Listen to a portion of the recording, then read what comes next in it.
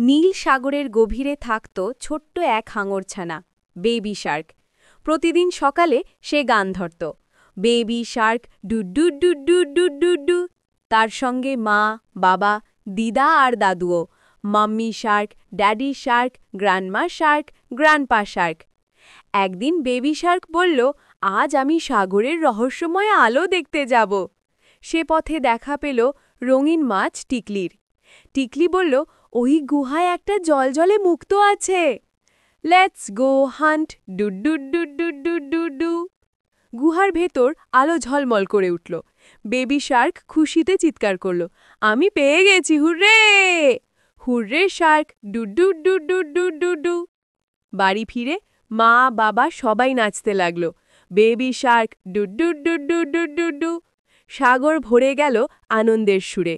যদি তোমাদের এই গল্পটা ভালো লাগে তাহলে চ্যানেলটা লাইক, শেয়ার আর সাবস্ক্রাইব করতে ভুলবেন না।